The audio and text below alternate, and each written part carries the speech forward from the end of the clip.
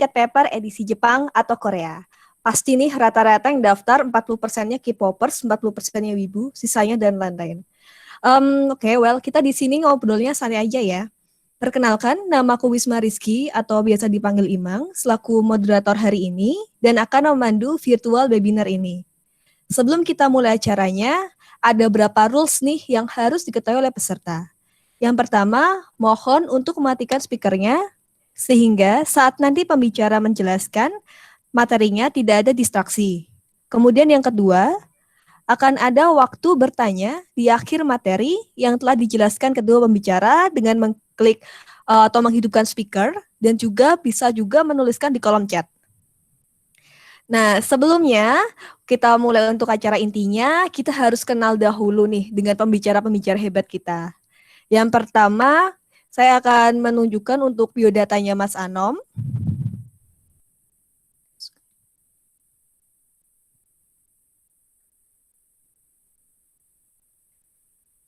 Oke, Mas Anom, bentar. Mas Anom merupakan salah satu awardee dari JICA Scholarship batch kedua. Kemudian saat ini telah lulus dari Tokyo University of Marine Science and Technology. Untuk course-nya adalah Marine Resources and Environment atau MRE, Graduate School of Ocean Science. Lalu dulu S1-nya adalah 2016 di IPB dengan jurusan juga Marine Science dan Technology Department. Kemudian pada tahun 2019 sebelum Mas Anom lulus saat ini tahun 2020 telah menjabat sebagai Ketua Badan Pengawas PPI Jepang. Selanjutnya yang kedua,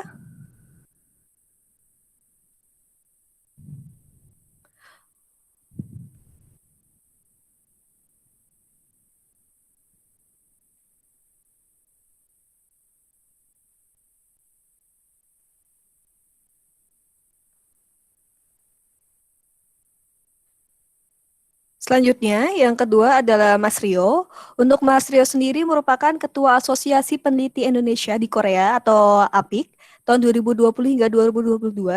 Kemudian menjadi Senior Research Engineer di benit.m.co.ltd 2017 hingga sekarang. Lalu juga menjadi Brand Korea atau BK21 untuk Plus Scholarship Award for PhD Program di Yongnam University Korea tahun 2014 hingga 2017 dan pernah juga menjadi pemenang untuk Excellent Student Paper Awards di Symposium of Design dan Chemical Process di Tokyo. Nah, selanjutnya kita lanjutkan untuk acara berikutnya.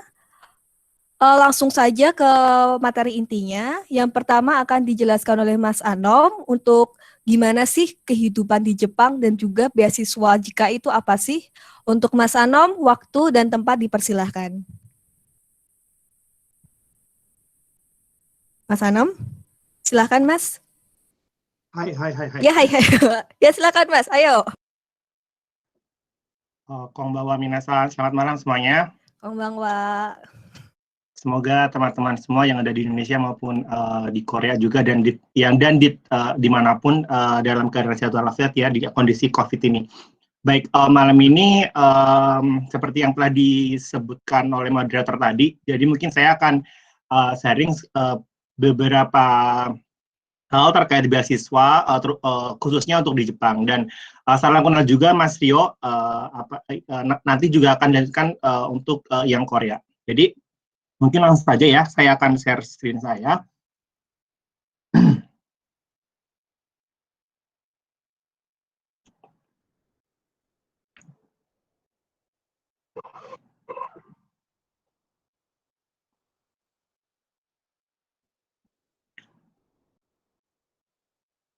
Oke, apakah suara saya kedengeran?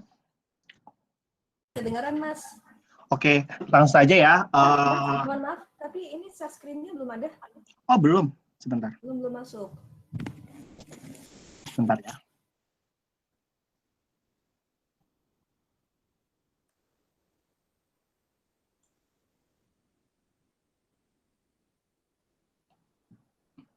Ini udah masuk? Ini udah baru. Nah, baru masuk nih. Oke. Sok mangga Mas. Ini kelihatan nggak share screen-nya? Kelihatan. Oke, aku lanjutin ya. Selamat malam semuanya. Pada malam hari ini kita santai aja, kita ngobrol-ngobrol sesuai dengan judulnya Ngopi Susu versi 7 ya mungkin ya. Jadi aku beri judul tentang All Roads Lead to Japan. Jadi harapannya semoga teman-teman yang ikut webinar ini nanti bisa melanjutkan studinya ke Jepang. Ini sekilas perkenalan dari diri saya. Nama saya Anom Slardi, yang sudah disampaikan oleh moderator tadi. Saya adalah awardee dari JICA atau Japan International Cooperation Agency batch 2 yang dinamakan dengan Innovative Asia Program. Jadi nanti yang akan saya jelaskan ini adalah beasiswa JICA, di mana JICA ini mempunyai banyak topik research atau topik project. Nah, project yang saya ikutin itu adalah Innovative Asia Program, dan untuk batch JICA ini nanti ada 5. Nanti akan saya jelaskan lebih lanjut. Kemudian saya adalah Master Student di Graduate School of Ocean Science, untuk course-nya Marine Resource and Environment, dan alhamdulillah Senin besok wisuda. Kemudian hobi saya masak, traveling, shopping, dan swimming. Kemudian tough experience saya rasa mungkin teman-teman di sini juga pernah mengalami kegagalan ya. Jadi saya pernah juga gagal di LPDP, KGSP, dan juga sebenarnya ada lagi ini yang ke Thailand 1.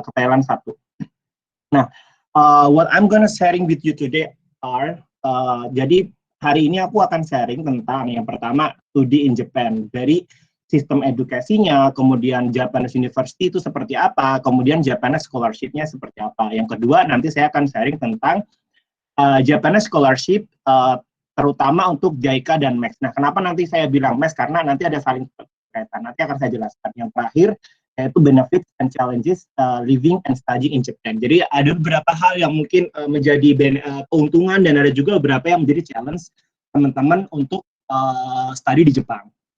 Oke, langsung aja kita yang pertama, study in Japan. Jadi, di Jepang itu sistem edukasi,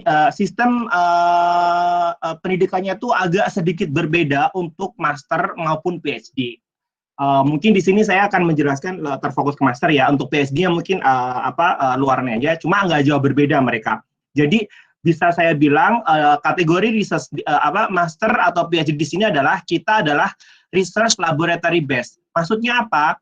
Kita memulai research itu dari tahun pertama kita masuk atau dari pertama kita research student.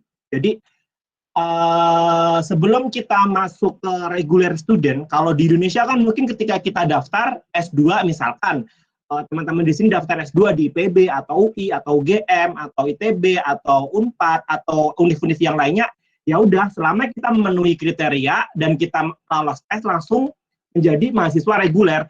Tapi kalau di Jepang untuk international student itu tidak seperti itu. Ada beberapa hal yang perlu diperhatikan. Yang pertama, research student.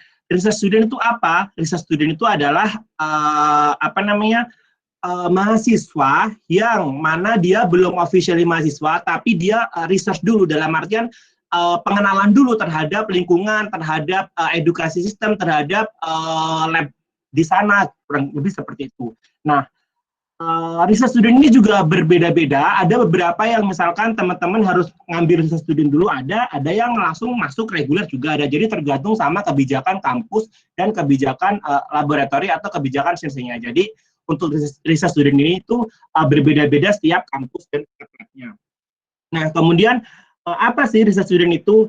Apa sih yang dilakukan research student itu? Jadi research student itu dia hadir ke dalam lab, kemudian help sensei, kemudian prepare research proposal atau project, kemudian kita attending Japanese class.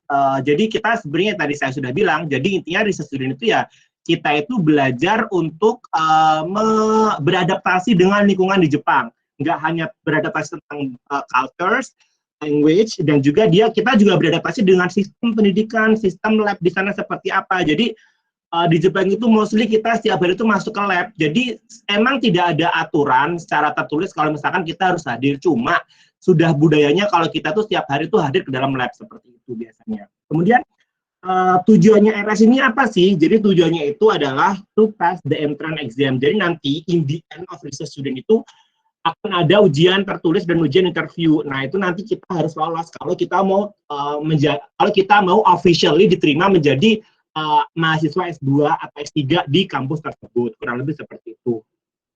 Kemudian yang perlu diperhatikan, untuk term seperti ini itu juga perlu perlu diperhatikan juga, dalam artian nggak seluruh laboratorium atau sistem di Jepang itu seperti ini. Mostly yang seperti yang saya jelaskan tadi itu adalah sistem-sistem yang jurusannya itu di science, engineering, IT dan lain sebagainya. Cuma untuk beberapa sistem yang untuk beberapa jurusan seperti bisnis, kemudian MBA, kemudian juga public policy mungkin. Nah, itu mereka mungkin tidak mengikuti pattern yang saya jelaskan. Mungkin mereka sesuai dengan mereka tidak harus hadir ke dalam lab. Jadi mereka seperti reguler biasa aja, ada kelas, ujian gitu.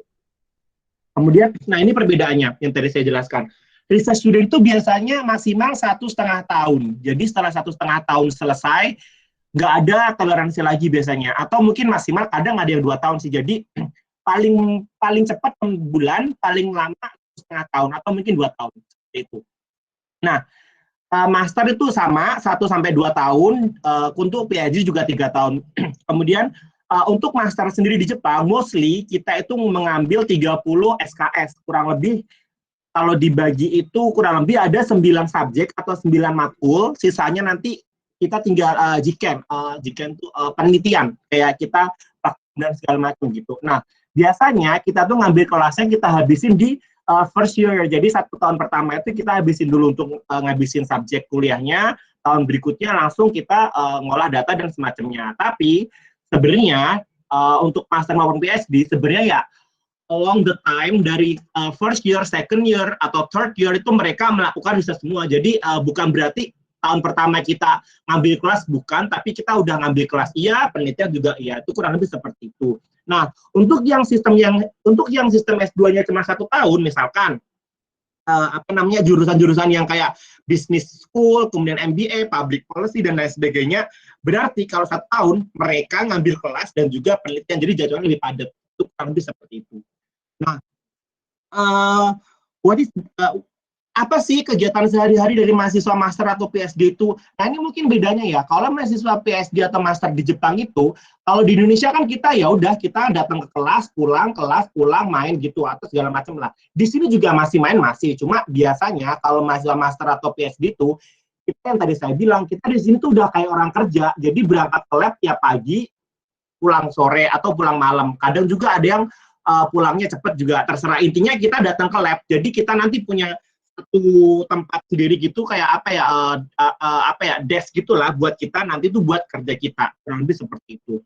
Kemudian, nah ini untuk Japanese University, ini top 10-nya, tapi ya untuk ranking ini sebenarnya nggak bisa dijadikan patokan.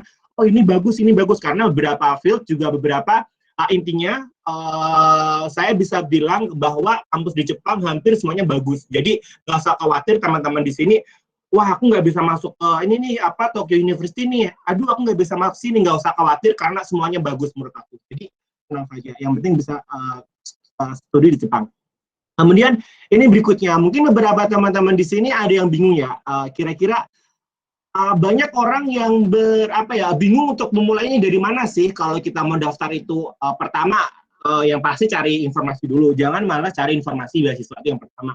Yang kedua, jangan sampai teman-teman di sini nggak tahu dirinya itu minatnya kemana, pengennya seperti apa, gitu tuh harusnya tahu. Jadi jangan sampai, saya banyak banget mungkin pada nge-DM gitu kan, kayak, Kak ini kalau univ di sini bagusnya mana ya? Kak univ di sini bagusnya mana ya?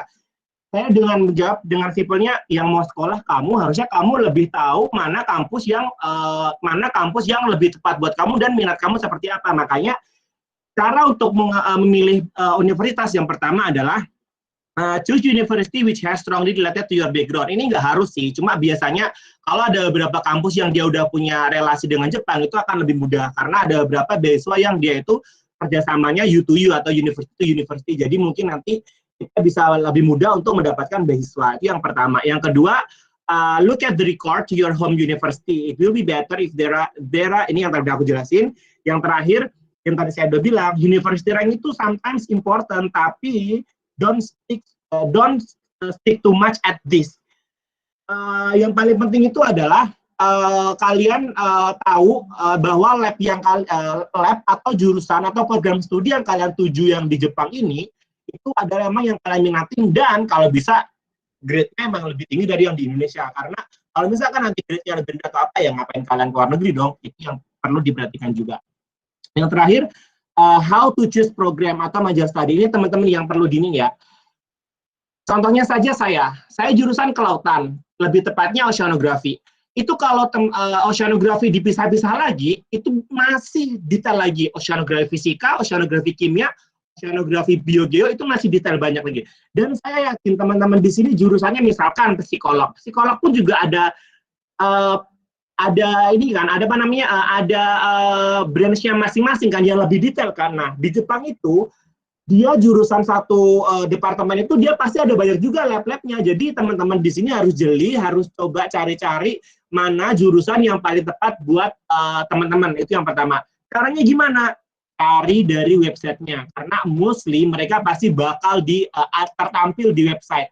Kemudian teman-teman cari websitenya apa, setelah itu cari profil labnya apa, profil senseinya seperti apa, lihat paper-papernya, habisnya kira-kira relate nggak sama minat teman-teman di sini. Nah, itu yang harus teman-teman jangan malas buat cari info. Yang cara mencari program, cara mencari jurusan atau program studi, karena nama jurusan di Jepang itu juga banyak. Kayak yang tadi saya bilang, saya jurusannya kelautan. Kelautannya apa? Kelautan kan banyak. Makanya tadi ada Marine Resource and Environment. Nanti ada lagi nih Ocean Science. Dan nanti ada lagi Physical Oceanography, nanti ada lagi. Itu semuanya sebenarnya basicnya dipelajari sama, cuma namanya aja berbeda. Jadi jangan sampai teman-teman di sini tuh pada bingung dengan nama-nama yang mungkin berbeda. Yang terakhir, lanjut kemudian Japanese Scholarship. Ini ya yang tadi saya mau jelaskan, bahwa beasiswa yang saya peroleh ini adalah beasiswanya JICA Innovative Asia Scholarship for Master Degree. Dan ini beasiswanya fully funded. Jadi requirement-nya harus nationality harus ASEAN countries. Indonesia masuk dong ASEAN. Oke. Yang kedua, should be graduate or will be graduate from partnership university. Jadi sorry, memang beasiswa JICA ini hanya untuk di Indonesia yang alumni dari kampus ini yang boleh daftar. Selain kampus ini, mungkin bisa mendaftar ke Max atau yang lainnya. Jadi untuk JICA ini, dia yang berhak daftar adalah dari kampus-kampus berikut ini, ITB, UGM, ITS, dan lain sebagainya. Kenapa sih kampus-kampus ini? Karena kampus-kampus ini yang mempunyai kerjasama dengan JICA. Jadi kalau teman-teman tanya, kenapa kampus lainnya nggak bisa diinin? Yaitu kebijakan dari JICA sendiri yang sebagai donornya. Jadi teman-teman nggak usah khawatir. Berikutnya age under 35. Jadi ini sepertinya teman-teman juga masih inilah ya, masih bisa lah ya. Adequate English skill. Jadi untuk ini English skill-nya nggak disebut berapa requirement-nya, tapi nanti akan dijelaskan di syarat berikutnya. Kemudian only 21 university in Japan that can be applied. Jadi nggak seluruh kampus di Jepang bisa di-apply. Nanti untuk lebih jelasnya bisa dicek sendiri. Tapi 21 kampus ini kebanyakan kampus-kampus besar untuk di Jepang. Kemudian, nah ini yang perlu tadi saya jelaskan, bahwa beasiswa JICA Inovatif Asia ini tuh sudah dibuka sejak tahun 2017. Nah, kuotanya itu mereka menyebutkan sih katanya 500 atau 1000. Cuma saya kurang tahu ya kalau ada perbedaan ya. Yang pasti untuk batch 1 tahun 2017 itu ada 45 orang yang berangkat. Batch 2 2018 batch saya itu ada 16. Batch 3 itu sebenarnya udah berangkat tahun lalu, cuma saya lost kontak dengan anak-anak batch 3 karena batch 3 ini kan udah mulai merger sama anak-anak Pakistan. Jadi kita bingung kontaknya mereka gimana, karena ada beberapa perbedaan. Kalau yang batch 1 batch 2 ini benar-benar masih di under JICA manajemen gitu. Kalau yang batch 3 ini udah masuk ke Max Management, yang mana tapi mereka sebenarnya unjangan dan segala macamnya sama dengan JICA gitu. Nah, batch 4 nanti sedang dibuka, harusnya udah dibuka tahun ini, bulan Juni kemarin ya. Sekarang ya bulan Juni kemarin ya harusnya ya udah dibuka. Jadi masih ada satu kesempatan lagi tahun depan, batch 2021. Dan yang perlu diperhatikan lagi juga, untuk JICA Inovatif Asia ini syaratnya adalah hanya dari jurusan yang jurusannya hanya yang dari IT, science, atau teknologi dalam arti luas. Jadi untuk ekonomi mungkin belum bisa masuk, mungkin bisnis juga mungkin belum. Tapi kalau masih ke dalam masih masuk lingkup ekonomi yang IT atau mungkin artificial intelligence segala macam itu mungkin masih bisa masuk ya. Intinya jurusan yang boleh daftar di Inovatif Asia ini adalah Science, IT, dan Engineering. Itu. Kemudian prosedurnya gimana? Nah, untuk tahun 2019, prosedurnya itu dia apply to embassy or university. Jadi syaratnya atau prosedurnya sama dengan Max. Jadi kesimpulannya, JICA Innovative Asia untuk 2012 onward, teman-teman di sini daftarnya harus via Max dan syarat-syaratnya mengikuti Max. Cuma ada beberapa nanti syarat tambahan dari JICA untuk lulusan dari ini. Nah, lanjut ke Max. Untuk Max mungkin teman-teman di sini juga sudah lumayan terkenal ya untuk Max ini ya. Yang pertama syaratnya age less than 35, ya ini orang ikut. GPA more than 3.2 over 4, itu teman-teman juga bisa dicek sendiri. English proficiency testnya bisa dilihat seperti ini, bisa dicek lagi nanti. Nah, JLPT ini nggak harus ya, yang paling penting itu bahasa Inggrisnya. Jadi JLPT ini kalau ada bagus, kalau nggak juga sogane lah gitu, apa lah gitu. Nah, prosedurnya untuk Max, itu ada dua. Yang pertama jalur via embassy, yang kedua jalur U2U. Nah, jalur embassy itu kita daftarnya itu berarti via embassy. Jadi nanti teman-teman dicek aja kira-kira sekitar bulan Mei, April, Mei, Juni lah. Dari mulai Mei lah teman-teman cek, itu udah bukaan biasanya untuk jalur embassy. Kalau telat ya mungkin Juni bisa jadi. Karena tahun ini baru dibuka bulan Juni due to COVID-19 kan. Nah, nanti teman-teman tinggal dicek di web Embassy Japan, dicek aja di sana syarat-syaratnya gimana, nanti tinggal ngikutin. Kurang lebih sih nanti teman-teman apply ke Embassy, kemudian Embassy bakal menyeleksi administrasinya, kemudian nanti kalau lolos ya ada paper test, kalau paper test lolos, interview lolos, ya udah langsung ke university admission. Untuk Embassy ini keuntungannya adalah kita bisa memilih 3 kampus, jadi ntar teman-teman memilih dulu 3 kampus.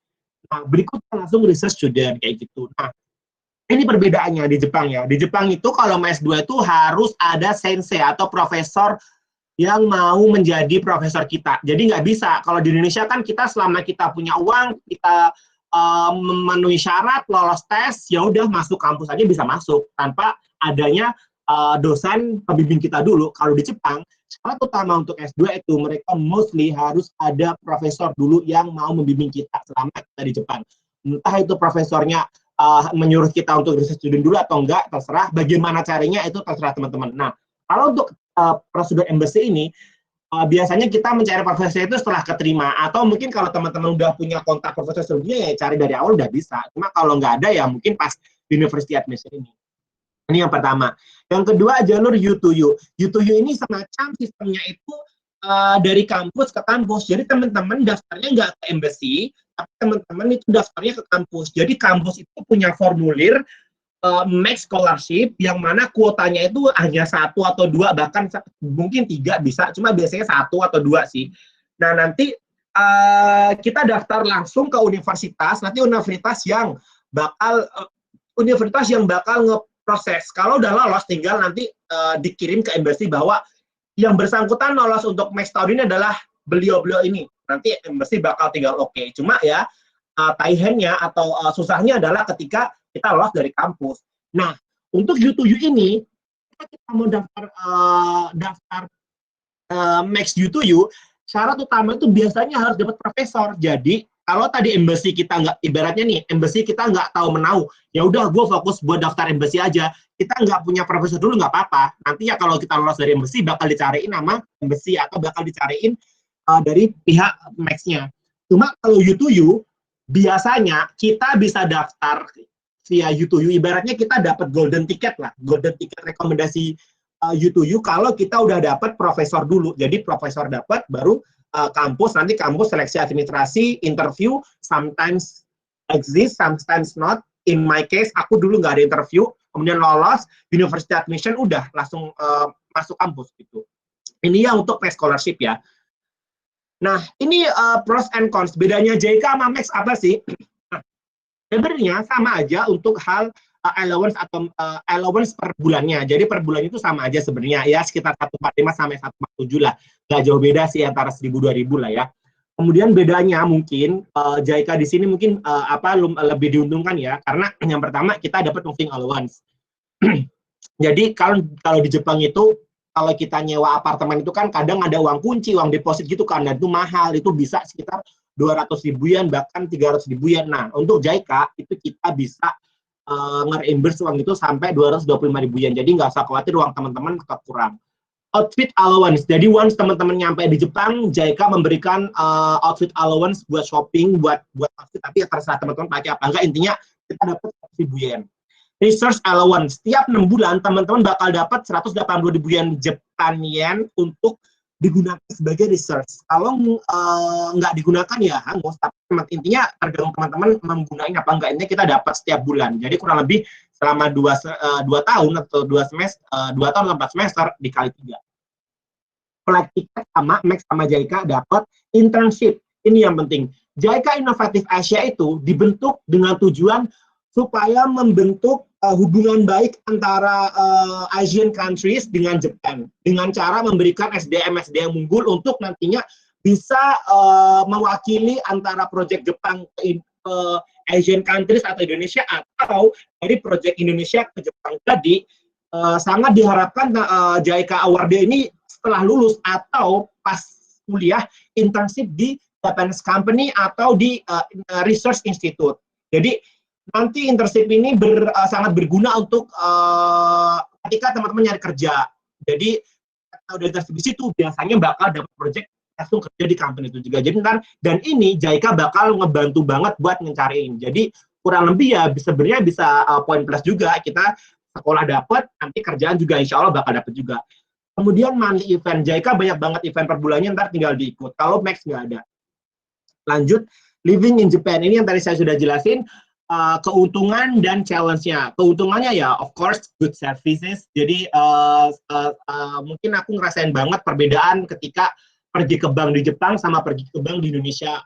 Antara orangnya sopan satunya itu pokoknya Jepang nggak ada yang ngalahin deh. Yang berikutnya good transportation system. Jadi banyak banget transportasi di Jepang yang menurut aku sih convenience banget ya, nyaman banget. Dan nggak takut security-nya juga aman, pokoknya nyaman banget untuk hal transportation. Kemudian ya of course ya ini yang mungkin salah satu kelebihan juga ya, travel long stay, jadi teman-teman bisa jalan-jalan dari Hokkaido sampai Fukuoka, kita punya 4 musim, bisa ngerasain segala macam ya, itu mungkin ya bedanya sama di Indonesia. Kemudian yang berikutnya catch up with international friends. Teman-teman di sini bisa punya banyak teman internasional, banyak background, banyak tukar pikiran, pokoknya membuka wawasan dan segala macam, buka relasi dan segala macam, itu juga benefitnya. Nah, challenge-nya nih yang nggak kalah pentingnya. Yang pertama, living in Japan it's so pricey. Jadi sangat mahal banget untuk di Jepang. Kalau teman-teman tabungannya rupiah terus ke Jepang pertama kali, itu minimal 10 juta kalau nggak 15 juta untuk hidup sebulan yang udah bener-bener kayak itu udah limit pokoknya lah, karena apartemen di sini tuh sebenarnya lumayan mahal, di Tokyo terutama, apalagi Tokyo emang udah tahu kan bahwa Tokyo itu emang the most expensive city kan in the world kan. Yang berikutnya ini sebenarnya orang-orang Jepang itu mereka limited limited English, dan kita biasanya itu limited Japanese proficiency. Jadi ya kalau teman-teman udah bisa bahasa Jepang ya bagus, kalau enggak ya challenge buat teman-teman gitu. Yang terakhir, cultures and education system shock. Jadi ya tadi saya bilang education systemnya itu mereka beda gitu loh, nggak kayak yang di Indonesia yang mungkin lebih kayak kita ya udah kelas pulang main weh. Kalau di sini beda, budaya itu mereka kita harus datang ke lab, mau kita ngerjain apa ngerjain itu datang ke lab, yang penting kita store muka udah gitu doang gitu loh. Ya ada baiknya, ada buruknya, ya tinggal teman-teman digunain aja. Jadi ya kalau saya pribadi nanggapnya harus datang ke lab, datang ya harus gimana caranya bikin produk setiap hari gitu aja. Yang terakhir, ini mungkin gambaran buat teman-teman ya, uang beasiswa yang tadi saya terima atau uang beasiswa yang tadi diterima oleh Max ataupun JICA itu kira-kira cukup nggak sih buat menghidupi 1 bulan di sana Kak gitu. Sangat. Ini aku udah bikin beberapa skema ya, dalam artian kita monthly allowance kita 147.000 sama ya. Ini kita ada kategori, kalau teman-teman di sini hedon banget kayak Sultan, mungkin teman-teman bisa semuanya ngabisin, nanti savingnya bisa cuma 700 yen. Jadi kurang lebih monthly rent-nya apartemennya sekitar 45. Kalau misalkan teman-teman hidupnya sedang-sedang aja, bisa cari apartemennya 35-an, masih bisa dapat lah. Ini udah paling murah, hampir murah sih 35 ini, kayak udah yang paling mungkin udah paling batas bawahnya ya. Kemudian utilities, air, gas, electricity itu kurang lebih sebulan 10.000 lah ya. Kalau enggak, kadang kalau pas winter atau summer kan kita pakai utilities-nya lebih banyak ya, itu mungkin bisa lebih sih. Cuma ya rata-rata 10.000 lah. Kemudian phone and internet. Nah, ini yang teman-teman perlu diiniin. Teman-teman di sini kan butuh internet juga kan. Nah, itu biasanya ada langganannya. Barangkali teman-teman mau beli HP sekalian bisa per bulan segini kurang lebih. Jadi internet wifi itu juga sendiri 2.300 per bulan. Food and pleasure, jadi teman-teman mau belanja mau segala macam ya kurang lebih seperti inilah, per minggunya bisa jadi 10.000 atau 15.000, 12.000 ya tergantung teman-teman sebisanya ngiritnya seperti apa. Cuma ya ini jadi apa gambaran aja ya. Transportasi ini juga lumayan udah lumayan juga sih, dia kurang lebih 10.000-an. Nah, tapi kadang juga lebih tergantung kan, kadang kalau teman-teman mau jalan-jalan lebih kan butuh juga others 10.000. Jadi kurang lebih ya seperti ini. Kalau teman-teman hedon banget ya bisa saving segini mungkin atau bahkan habis. Kalau teman-teman sedang bisa manage-nya ya mungkin segini, atau kalau mau yang irit banget ya bisa savingnya sekitar segini per bulan, tergantung gaya hidup teman-teman di sini. Nah, kemudian arigatou gozaimashita. Mungkin cukup sekian dari saya, mungkin nanti akan ada tanya jawab ya, nanti dilanjut ke sesi tanya jawab ya. Terima kasih, saya kembalikan ke moderator.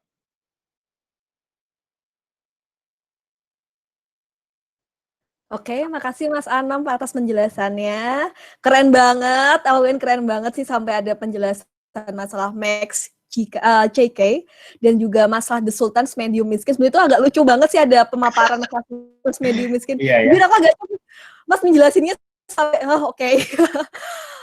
Dan juga ternyata baru sadar juga untuk Tokyo itu ternyata yang nomor 1 di dunia ya. Kayaknya sih, aku belum